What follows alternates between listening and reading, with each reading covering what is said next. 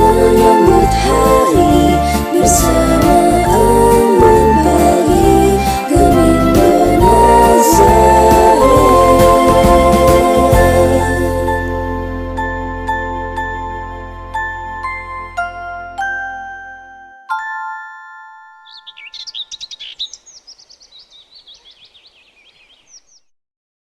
Joy to the world, the Savior reigns. Let men their songs employ. Shalom, selamat pagi Jemaat Gemindo Nazaret dan sahabat Embun Pagi yang dikasihi Tuhan. Kita kembali dipertemukan di pagi ini dengan penuh rasa syukur karena Tuhan selalu setia bagi kita semua. Saudara-saudara yang dikasihi Tuhan, kehidupan kita orang percaya adalah kehidupan yang hendaknya selalu taat dan setia kepada Tuhan. Dengan demikian, kita akan diberkati. Penatua Gabriel Ingkiriwang akan memandu kita dalam renungan di pagi ini.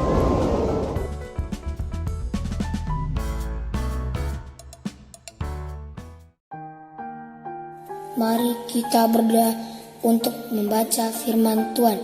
Tuhan Gembala kami yang baik, terima kasih atas berkat karunia di pagi ini. Kami boleh ada dalam kesempatan yang indah mendengar firman Tuhan. Hadirlah di tengah-tengah kami ya Tuhan. Hanya dalam nama Tuhan Yesus kami berdoa. Amin.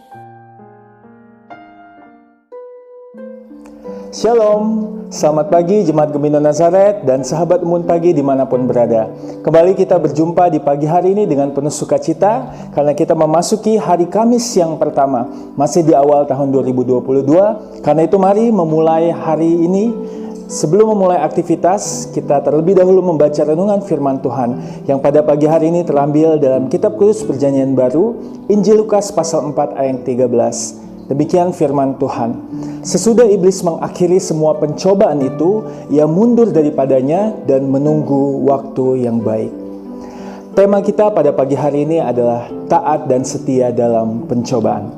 Saudara terkasih, menjadi seorang pengikut sejati dibutuhkan dua kualitas utama, yaitu yang pertama, untuk taat.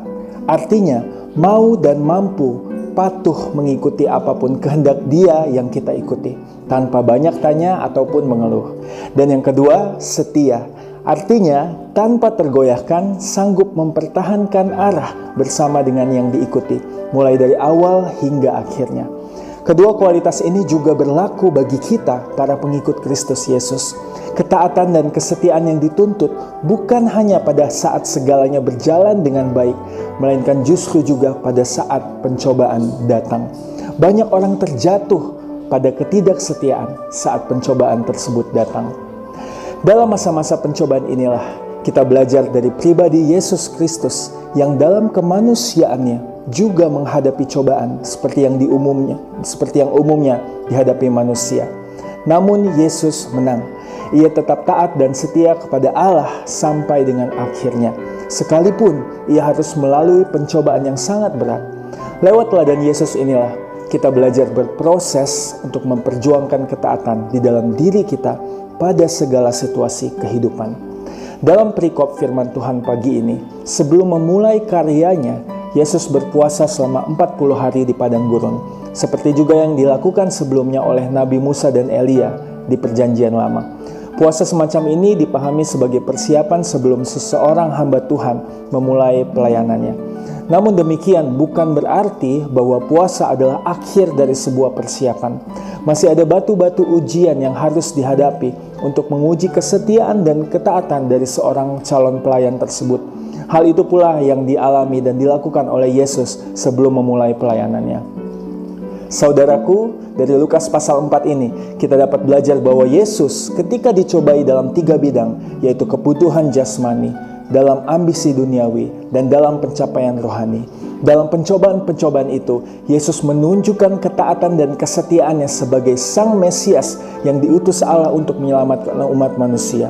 Di dalam kemanusiaannya, ia tidak bergeming dan tidak tergoda sedikit pun untuk larut dalam pencobaan-pencobaan yang diberikan kepadanya oleh si iblis.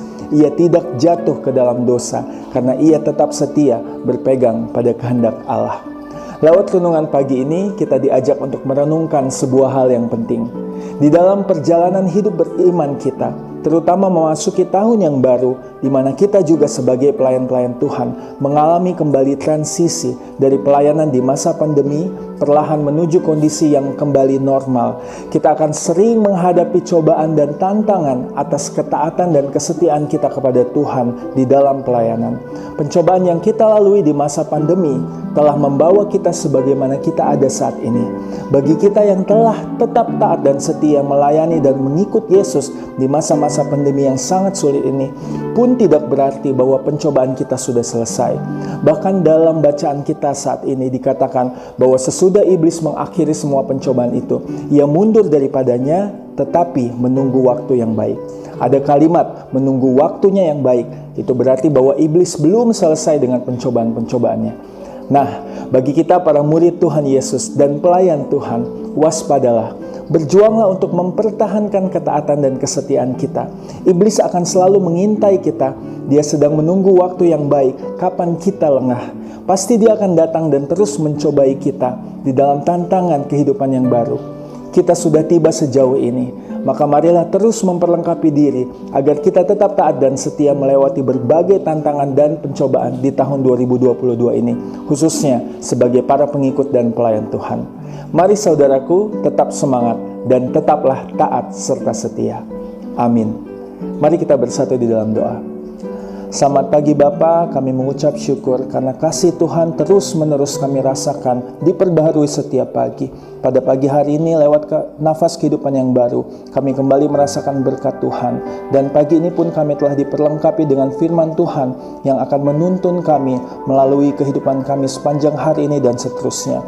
Kiranya firman Tuhan boleh dapat diam, tinggal, dan tetap di dalam hati kami untuk menjadi pedoman bagi kami menjalani kehidupan, agar kami pun dalam menjalani kehidupan tantangan pergumulan yang baru di tahun 2022 tetap memelihara ketaatan dan kesetiaan kami sebagai pengikut Kristus. Terima kasih Bapa, sepanjang kegiatan dan aktivitas kami hari ini kami mau serahkan semua ke dalam tangan kasih dan perlindungan Tuhan. Hanya dalam nama anak-Mu Tuhan Yesus Kristus, Tuhan yang Juru Selamat kami sudah berdoa. Haleluya, amin. Demikianlah renungan Embun Pagi pada hari ini. Tetap semangat dan jaga kesehatan. Tetap semangat di dalam menjalani kehidupan yang baru di tahun 2022. Tuhan Yesus memberkati kita semua. Shalom.